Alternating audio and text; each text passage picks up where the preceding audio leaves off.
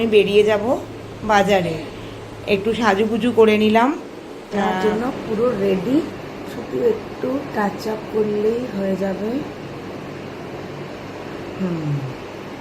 চলো, ঠিক আছে, বলো।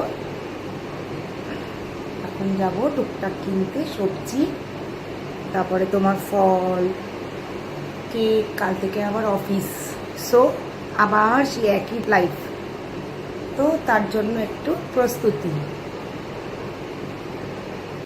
বাজারে এসে একটু মন্দিরের সামনে না গেলে হয়।